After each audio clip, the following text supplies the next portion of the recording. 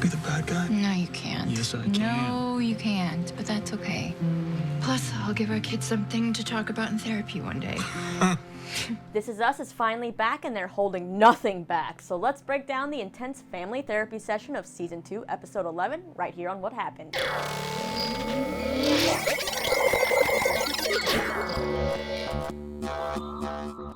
How's it going, everyone? Man, I am still trying to recover from this week's episode of This Is Us. Like, they definitely did not hold anything back when it came to giving all the feels and everyone getting everything off of their chests. And you know what? There's even talk of Star Wars, so I loved it. Now, so much of the show has really, I feel like, been building up to this moment, this episode, when we can see our characters finally beginning to understand each other and what they've been going through and feeling. This episode deals with everyone coming to visit Kevin in rehab for a group therapy session where he finally tells them he's always felt like the fifth wheel of the family, hence the title of this episode. He also acknowledges that he's an addict and comes from a line of addicts, something that it seems like the other families don't want to accept. So let's dive into the flashback storyline first, which of course helps emphasize some points made in the present during the therapy session. Randall now has glasses and is worried that he'll be made fun of at school, while Rebecca still worries about Kate always wanting cookies and unhealthy foods. Jack returns home to surprise them with a vacation to a co-worker's cabin in the Poconos, and they plan on picking Kevin up from football camp so they can all be together. Rebecca definitely seems like she's not too into the whole vacation thing, but she goes along with it anyway. The family has already been at the cabin for a few days when Jack returns with Kevin, and you can kind of tell that Kevin seems a little jealous that he's missed out on some things. Rebecca asks Kevin to not make fun of Randall's glasses, and he says that he won't. She then brings up to Jack how everything Kate says she loves about the cabin and this vacation relates to food, and she's worried about her. Jack tries to pass it off on Kate being big bone and then says he'll try to get her to be more active and he won't take her on their daily trips to the ice cream place anymore. To make Kate more active, Jack gets her to play football with him and Kevin while Rebecca and Randall read books at the picnic table.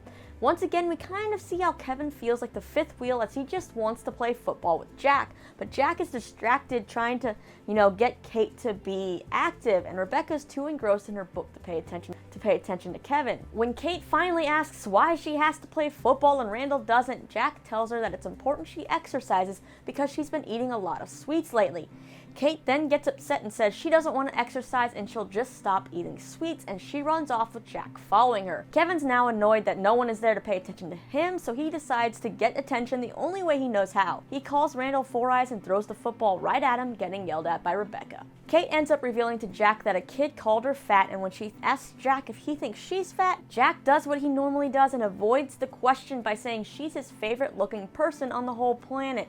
And then he breaks his promise to Rebecca and takes Kate to the ice cream place. Meanwhile, Randall can't find his glasses, and Rebecca immediately blames Kevin, even though Kevin said he didn't do it. He ends up telling Rebecca he hates her and the family sucks and she sucks, and then he gives her the cold shoulder for the rest of the night. When Jack and Kate return home, Jack confesses about the ice cream visit, while Rebecca tells Jack she's had quite the day with Kevin and how she's always the family bad guy and Jack ends up being the good guy. Rebecca ends up apologizing to Kevin about assuming that he stole the glasses, but Kevin's still being a little cold to her. The storm then ends up waking Kevin up in the middle of the night, and he realizes Kate and Randall aren't in the room. He does, however, see that Randall's glasses are actually under Randall's bed, so he gets them and goes to tell Rebecca he found them, when he sees that everyone is asleep in the bed except for him, once again kind of making him feel left out like the fifth wheel. Kevin ends up putting the glasses on the table, grabs a pillow and a blanket, and falls asleep on the floor next to the bed. Now let's hop to the present time period. Everyone is preparing to go visit Kevin at rehab. Now before leaving, Toby finds out that Kate is secretly eating a lot of junk food and hiding it from him. Beth, who is honestly one of my favorite characters on the show, if not my favorite,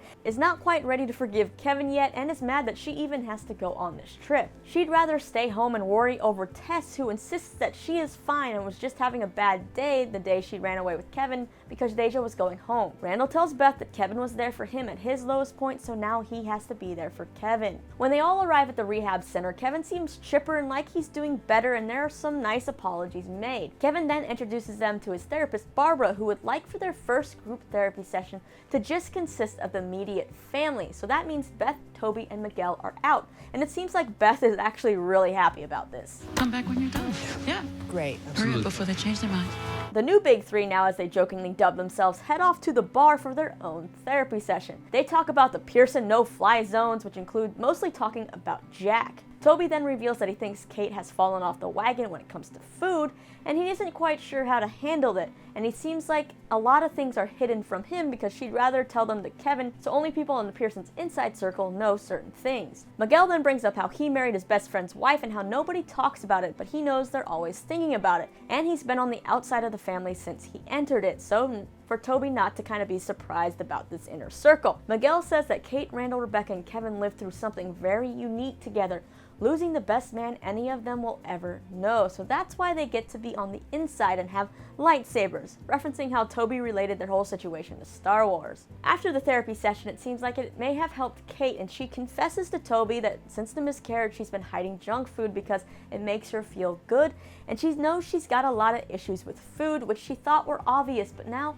she doesn't quite know. And then we see flashbacks through the scenes of her and Jack getting ice cream at the ice cream parlor and how Jack handled those situations, which have obviously influenced how Kate looks at food today. Now let's dive into the real therapy session here. Kevin makes his apologies again as they're sitting down, but when he's done, Barbara points out they're a little too polite. She then asks him if he wants to talk about where his addiction might stem from and bringing up, Jack and, what happened when Jack was alive, not just since he was dead, and let's just say a can of worms is really opened here. Kevin pretty much confesses that he felt like he always came in second during his childhood because Kate had Jack and Randall had Rebecca. The others in the room, of course, try to butt in and say this isn't true, but Barbara tells them to calm down, let Kevin talk, they'll have a chance later. Kevin continues to let everything out and says that he always felt that way as a kid and that he developed a voice that told him he wasn't enough, so he tried to drown that voice out with things like football and acting, and eventually he turned to drugs because he's acknowledged that he is an addict.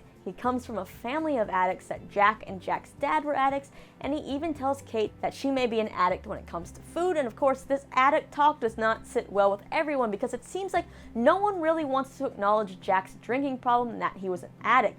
They just point out that, he beat it, so, it shouldn't have been a problem. Barbara ends up asking Rebecca if she told the kids that they may have the addict gene, and Rebecca says she never did because the kids lost Jack when they were 17, and she didn't want to color their memories by talking about one part of Jack that wasn't perfect. Rebecca then gives examples of things Jack wouldn't have been there for, and Barbara points out how Rebecca only gave examples for Randall and Kate, and not Kevin, which Kevin says is typical, to which Randall then comes to Rebecca's defense, and things start to get really messy again as Randall calls Kevin out for always wanting attention and using this drug problem to get attention back on him. Kevin then turns in on Randall, asking him if he even knows why Tess was really in Kevin's car that day. Maybe it's because everything at that Pearson house is the Randall show. The fighting then continues, and Kevin just tells Rebecca to admit that Randall is her favorite and to name one thing that he and her have that's special to just them. Rebecca doesn't seem like she can do it, and she ends up getting so flustered that she blurts out something that it seems like she's been holding in for a long time. He was easier and he didn't recoil when I touched him, and he wasn't some sullen teenager who was angry at me for no reason, and he didn't abandon me and move away after his father died.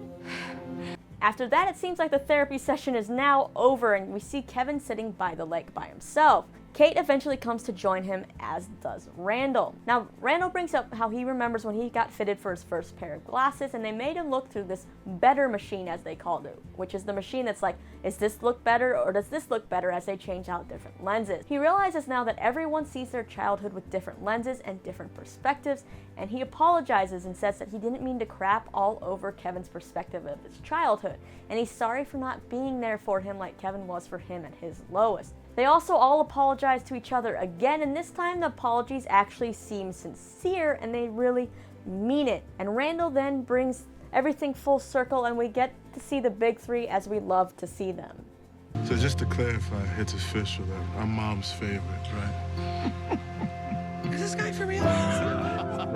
The episode ends with Kevin returning to his room to find Rebecca waiting for him. She says she couldn't leave without talking to him, and she brings up the first day of kindergarten and how the other two kids were scared, but Kevin, he just waltzed right into the classroom and didn't even look back. She and Jack ended up calling Kevin their brave boy, and she says she never thought she had to worry about Kevin after that, but now she realizes she was actually wrong. Kevin reassures Rebecca that he didn't have an unhappy childhood, and Rebecca says that she knows that they had some moments, just the two of them, and Kevin says he hopes that they did, even though he can't really remember any.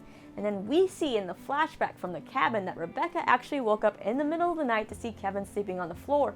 So she grabbed her pillow and slept on the floor next to him, which ended up being a very sweet Rebecca and Kevin moment. Alright, so after that episode, I feel like I myself just had a therapy session. Like, everyone talked about things they definitely needed to. They got things off their chest, and some things that have definitely needed to be talked about were finally brought up, like Jack's addiction.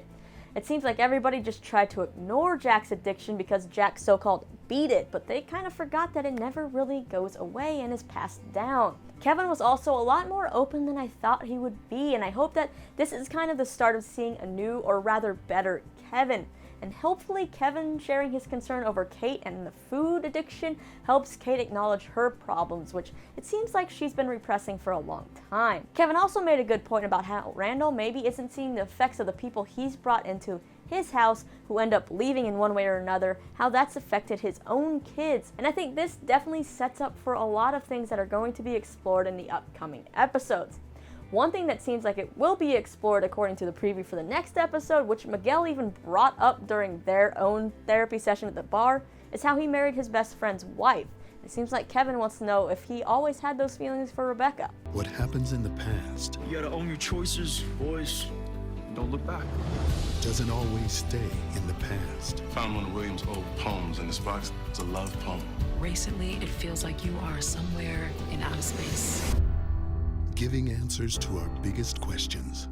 Were you in love with my mom when my dad was alive? Things are starting to get real good now, and I am excited for these new episodes. Like I said, I love this episode, and I honestly think everyone gave A+ performances, because I imagine that group therapy session had to be so hard to film. But for me, Sterling, Justin, and Mandy just really stood out in this episode.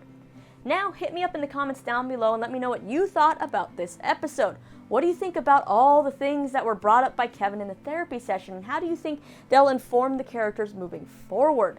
Weigh in, and then you can click right over here to see more of my recaps or recent interviews, and hit that subscribe button if you like what you see. Thanks so much for hanging out with me again, and I'll see you next time.